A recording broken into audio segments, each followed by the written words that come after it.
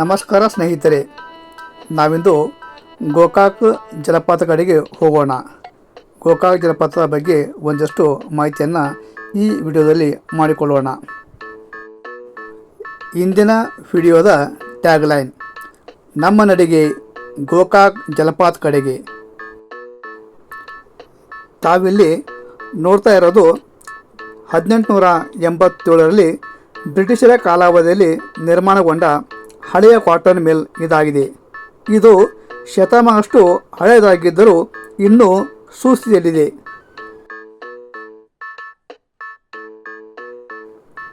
ಶ್ರೀ ಮಹಾಲಿಂಗೇಶ್ವರ ದೇವಸ್ಥಾನ, ಗೋಕಾಕ್ ಫಾಲ್ಸ್.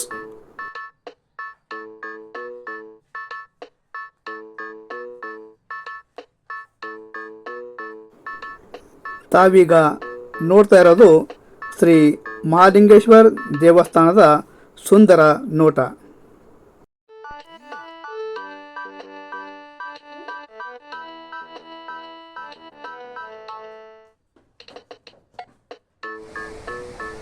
ಸುಂದರವಾದ ಪ್ರಕೃತಿಯ ಮಧ್ಯದಲ್ಲಿ ಇರುವುದೇ ಗೋಕಾಕ್ ಜಲಪಾತ.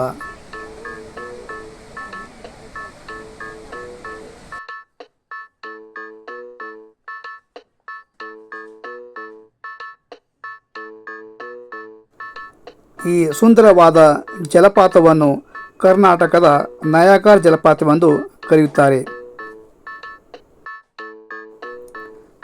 ಏಕೆಂದರೆ ನೋಡಲು ಇದು ಅಮೆರಿಕೆಯ ನಯಾಗರ ಜಲಪಾತ ಹಾಗೆ ಕಾಣುತ್ತದೆ.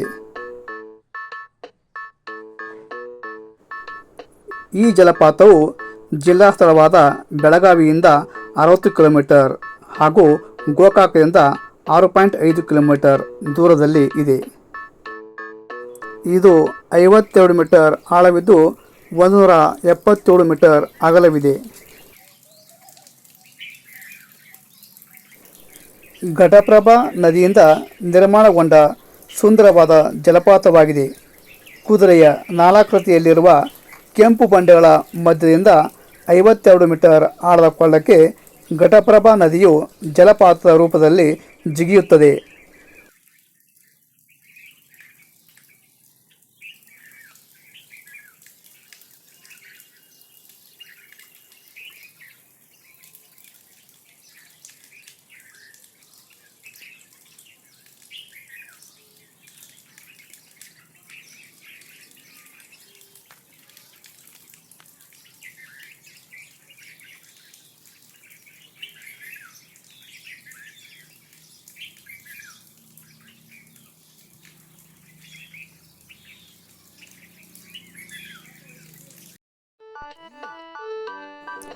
ಐವತ್ತೆರಡು ಮೀಟರ್ ಎತ್ತರದಿಂದ ಬೀಳುವ ಬಿಳಿ ಹಾಲಿನಂತಿರುವ ಜಲರಾಶಿಯನ್ನು ನೋಡುವುದೇ ಒಂದು ಅದ್ಭುತ ಸಂಗತಿ.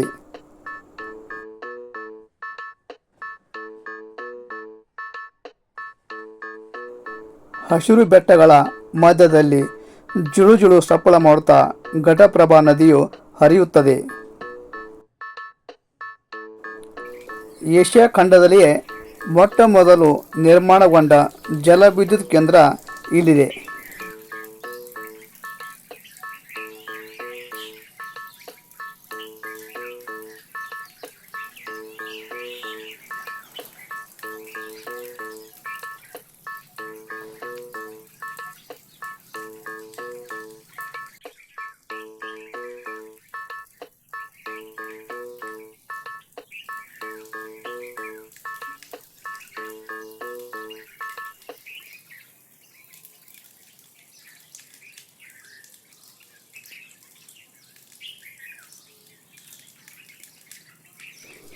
ಜಲಪಾತದ ಮೇಲ್ಗಡೆ 14 ಮೀಟರ್ ಎತ್ತರದಲ್ಲಿ 200 ಮೀಟರ್ ಉದ್ದದ ತೂಗು ಸೇತುವೆ ಇದೆ.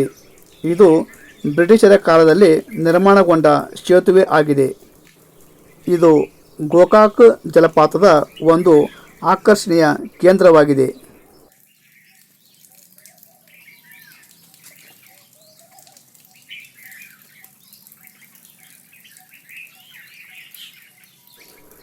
ಅಲ್ಲಿನ ಸ್ಥಳೀಯ ಜನರಿಗೆ ಒಂದು ದಂಡೆಯಿಂದ ಇನ್ನೊಂದು ದಂಡೆಗೆ ಹೋಗಲು ಮಾಡಿದ ಸೇತುವೆ ಇದಾಗಿದೆ. ಜಲಪಾತದ ಸಮೀಪದಲ್ಲಿ ಇರುವ ಅತಿ ಪುರಾತನ ಕಾಲದ ಶ್ರೀ ಮಹಾಲಿಂಗೇಶ್ವರ ದೇವಸ್ಥಾನವನ್ನು ತಾವೀಗ ನೋಡ್ತಾ ಇರುವಿರಿ. ಈ ದೇವಸ್ಥಾನವು ಚಾಲುಕ್ಯರ ಶೈಲಿಯಲ್ಲಿ ನಿರ್ಮಾಣಗೊಂಡಿದೆ. ದೇವಸ್ಥಾನದ ಒಳಗಿರುವ ಸುಂದರವಾದ ದೃಶ್ಯವನ್ನು ತಾವಿಲ್ಲಿ ನೋಡ್ತಾ ಇರುವಿರಿ.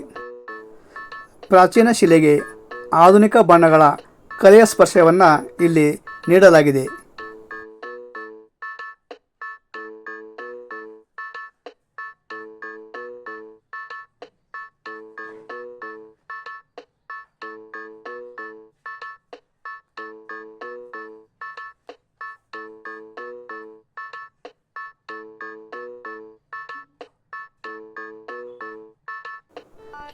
ಕಲ್ಲಿನಲ್ಲಿ ಕೆತ್ತಿರುವ ಸುಂದರವಾದ ವಿಗ್ರಹಗಳು ಜಾಲಾಕೃತಿ ಈ ದೇವಾಲಯದ ಮುಖ್ಯ ವೈಶಿಷ್ಟ್ಯವಾಗಿದೆ.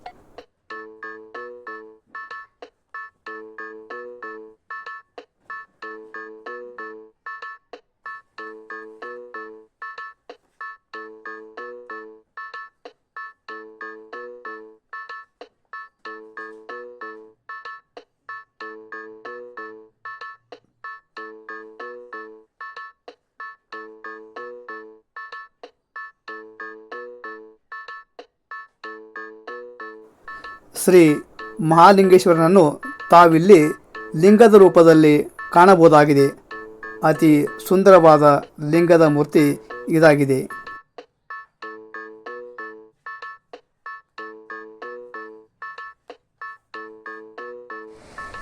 ತಾವು ಎಂದಾದರೂ ಈ ಕಡೆ ಬಂದರೆ ಈ ಸುಂದರವಾದ ಜಲಪಾತವನ್ನು ನೋಡಲು ಮರೆಯದಿರಿ.